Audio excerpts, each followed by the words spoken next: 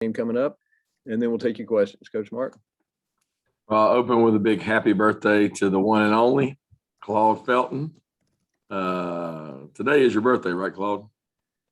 What better way to celebrate a birthday than have media day? That's right. Well, happy birthday, Claude. We appreciate all you do. And we would like to also mention that thoughts and prayers are going out to those down in the Gulf Coast and New Orleans area. Obviously, we've got a couple of players from that area, and it's something we're thinking about those folks and all they go through. And as the hurricane makes its way northward, we're hoping for safety for all during this time. So opening comments and thoughts, obviously excited about this game. It seems like it's been a long time coming. We've had a good camp in terms of working it ourselves. We've moved on to Clemson since, I guess, about Wednesday last week, Wednesday or Thursday. We started working on these guys, and we got a chance to watch them all summer, and we watched them in the spring.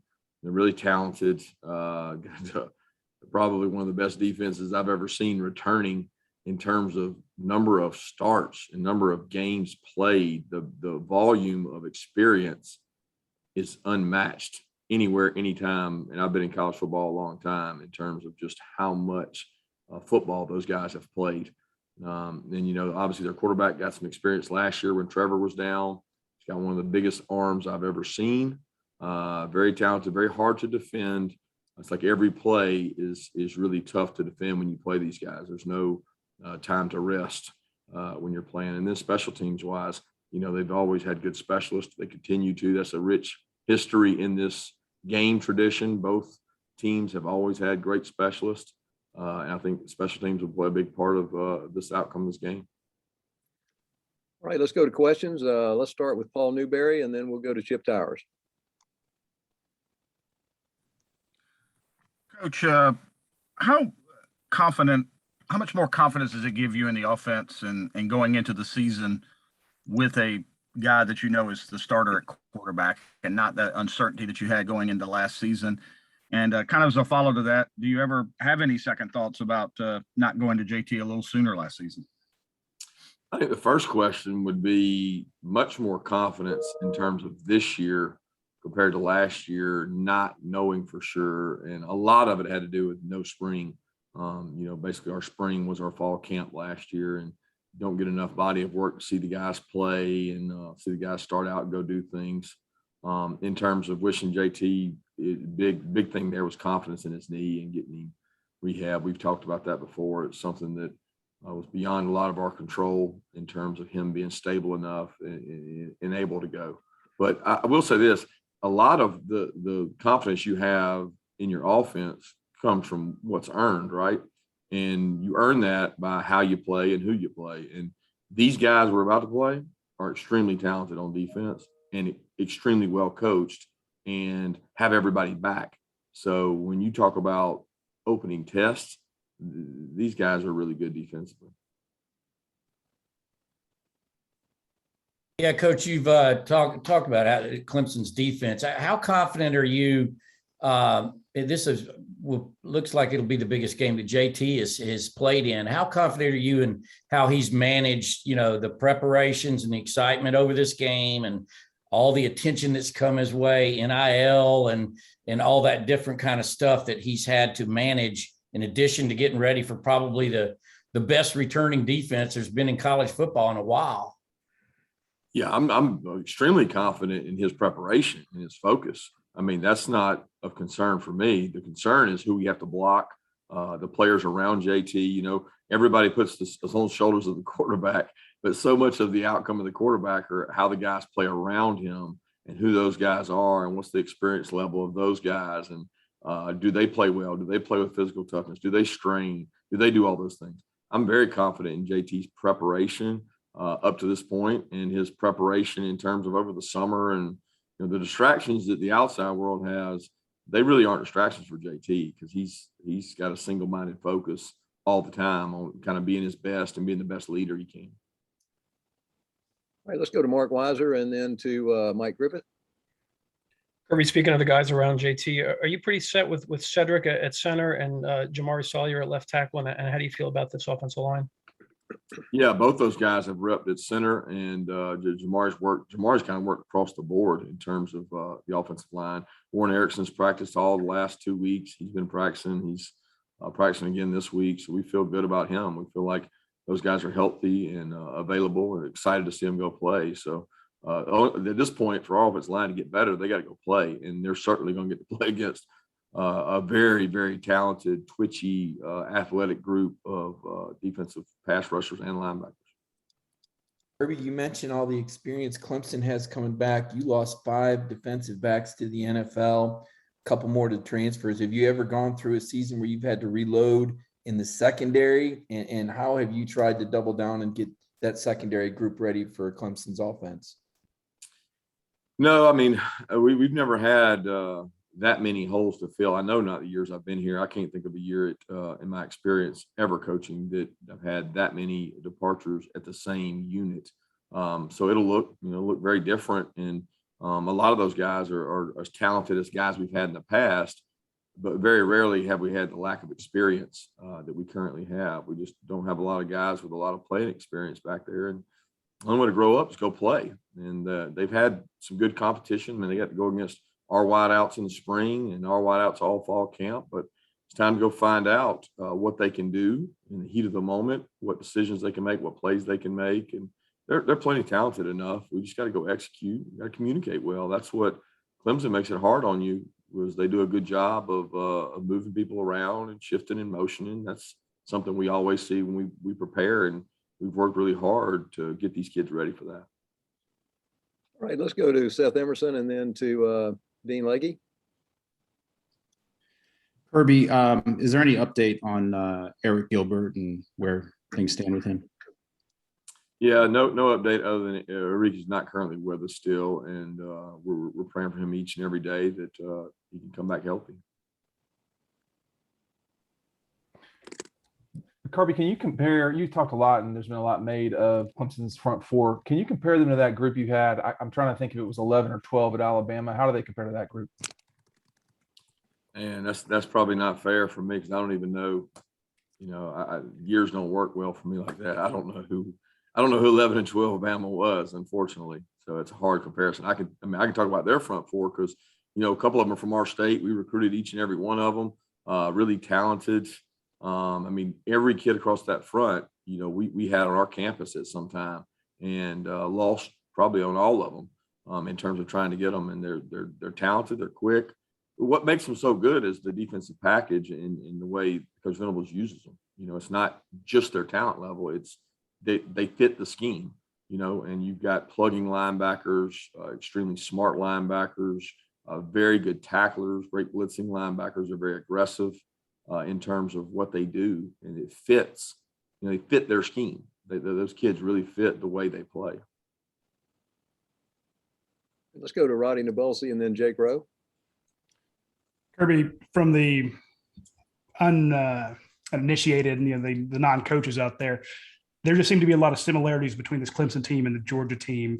Great defensive front, rebuilding the secondary, moving pieces around the offense, new-ish quarterbacks, very talented quarterbacks with some starts, but not as many as I'm sure either coach would like. Where are you guys similar, and where are you guys different for the folks who don't see it as clearly or as closely as you do? Well, first of all, I think we're real similar. I don't think our two quarterbacks are exactly the same. Maybe in terms of experience, obviously Jake has more experience, but very different type quarterbacks.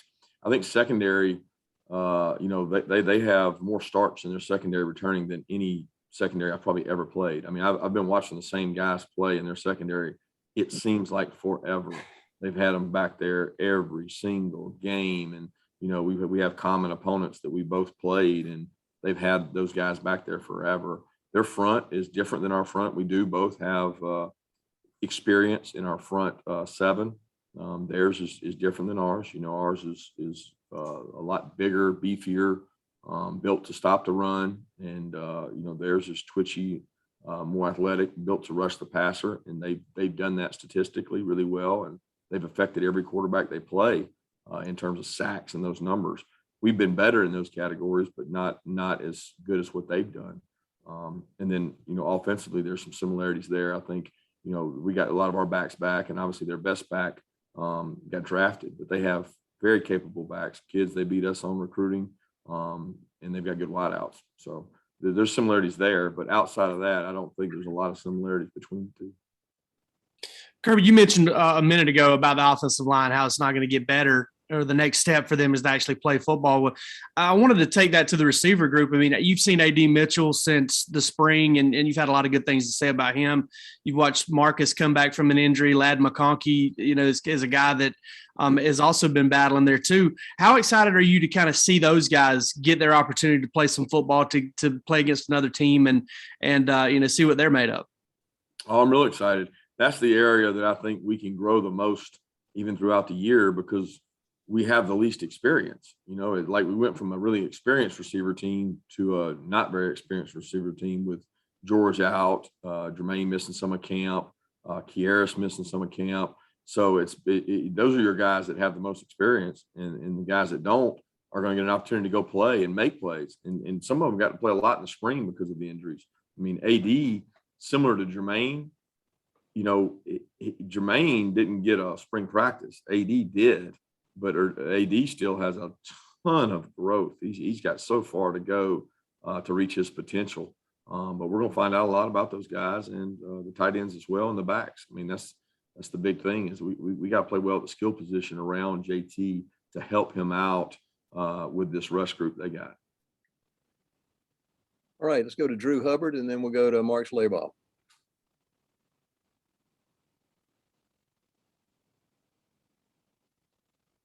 Okay, Mark. Any update on Darnell Washington or Tyke Smith in terms of their availability? Yeah, each one of them are doing great. They're moving around now, and hopeful both those guys will be healthy soon. Okay, let's go to Dennis Dodd and then to Steve Hummer. Okay. Hey, Kirby. When you looked at taking this game, what went through? I know Georgia is as aggressive as anyone in scheduling non-conference. What went through your mind in terms of Clemson plus an SEC schedule?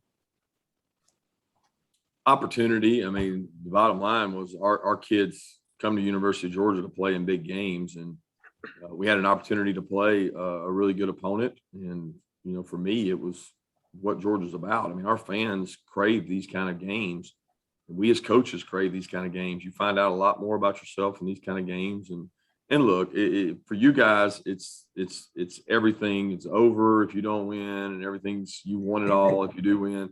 For us, it's an opportunity to grow. It's going to make us better in our SEC schedule, regardless of the outcome of the game. We're going to be a better team having played these guys, and they can say the same for playing us. And these opportunities are what you come to major colleges to play in. So when you had an opportunity to drop a paid opponent and get this game, it was something we both jumped at. Thanks. Thank you.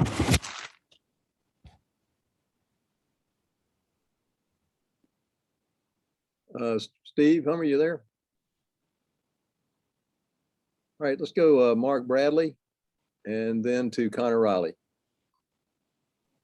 Coach Smart, if you'll indulge me, I'd like to ask Claude Felton, the birthday man, a question here.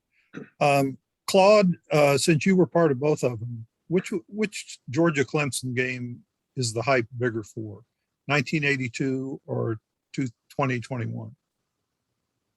I would rate them about equal. Classic answer. Good answer. That's all I got. Thank you. Who's next, Connor? Yeah. Hey, Kirby, with Darian Kendrick being his first game with y'all and it's against his former team, I know you've had guys playing emotional games like this before. Do you say anything to him to sort of, maybe get him to calm down or focus specifically on this game, given it figures to be such an emotional one for him? Yeah, sure. We've spoken to him about it, and we continue to talk to him. I think the good news is he's played in a lot of big games, having been at Clemson. So that's not the hurdle. The hurdle is more the emotional side of playing your ex teammates and your old family, and that's always it can be a kind of a knee jerker and tough on you at times. And I know, I talk to him every day. We're watching cut ups of Clemson, so it's awkward at times to find yourself sitting there. I've been through that when, we played Georgia when I was at Alabama, or when you go back and forth and you play somebody the year after you've been there. It makes it a little different because you feel like you have a personal touch to it. But he's got to be able to separate all that, block it out, and go perform. And he practices hard. He loves football. It's important to him, and he's bought into the things we're doing. So I'm excited to see him go play. Okay, let's go to Vance Levy and Brandon Sudge. Kirby, congrats on making it to another season. Back in the spring, I asked you about Coach Muschamp, and what you liked of then was his ability to help the coaches coach. Has that been able to increase with his new role? And have you thought about where you might like him as far as on the sidelines or on the press box Saturday night? Yeah, he's been a tremendous asset. I can't express enough the move to get him on board and how important it's been, especially considering our situation with him being the on the field coach. So he's been a jolt of energy to special teams. He's been an extra set of eyes on the defensive backfield in terms of we've been able to break things down. There's a lot of parts to the secondary. And when you've got new parts in all those parts, it helps have extra set of eyes. He's been tremendous at that. And, he'll operate on the sideline and make a lot of the special teams calls and signals and decisions and those kind of things. And he'll also help with our defensive backs from the sideline. Hey, Kirby, I mean, obviously this is Jordan Davis's his return back to Charlotte. Can you do you remember when you guys kind of spotted him out of Charlotte? What was that conversation like with Coach Scott, I guess, when he came back to you with a report on Jordan after going out to Charlotte? I don't remember specifically. I do remember watching some video we shot at a practice, and just knew right away this guy was a jumbo athlete. He went through bags. He actually was working out as an offensive lineman, which we recruited him the entire time as a defensive lineman. But it was his athleticism at tackle, offensive tackle, that stood out to me. He could bend, he could move, he had quickness, he was huge. It just left me wondering why more people weren't on him, because we thought he was one of the best players in the country, and we recruited him as such. And it was easy to see; it was evident on the tape. And Trey brought that back from going to watch him up there, and we just had a very consistent relationship talking to him, and Trey did a great job recruiting him, and his mother Shay is just a wonderful person, and there was a bond for him there, and he decided to join us. All right, let's go to Jeff Schultz and then David Pascal. Kirby, following up earlier question, I think by Dennis, you sort of touched on this, but I understand you have 11 games that follow this, and I totally get that messaging, but do you understand all the people who are going to draw conclusions from this, and that this is somewhat of a measuring stick, and do you view it as that yourself? Yeah, I think every game's a measuring stick, right? I mean, you measure yourself every game, how you perform and how you play. It's no different in this game. I mean, it'll be a national measuring stick for everybody to say that, oh, Georgia's either here or Georgia's gone. I acknowledge that. I understand that. That's not going to change how we prepare for this game. That's not going to change how we prepare for the next game. It's life. It's what the world's made out of. You're judged based on your performance right now. I never forget when they threw away the Patriots and Tom Brady after one game and said the dynasty was over and they were terrible. And then the next couple of weeks they go on and they end up having a great season and they win the Super Bowl. I mean, I don't think you ever judge things based on one game, but that's obviously something that's always on a continuum, and it's always going to be done. That doesn't stress me out, because I know regardless of the outcome of this game, we're going to still have a good football team one way or the other. And the job that I'll have to do will be very different depending on the outcome of this game. But Sunday morning, we're going to be worried about our next opponent.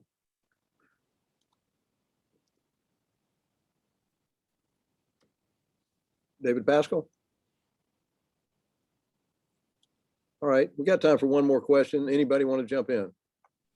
Yeah, Kirby, I just wanted to ask you about, going into this game and having a guy like Darian Kendrick who's been behind enemy lines. He probably knows some tendencies those guys have. How much can you really lean into that? How much can you garner from that? And is it useful going into a game, where he knows the opponent this well?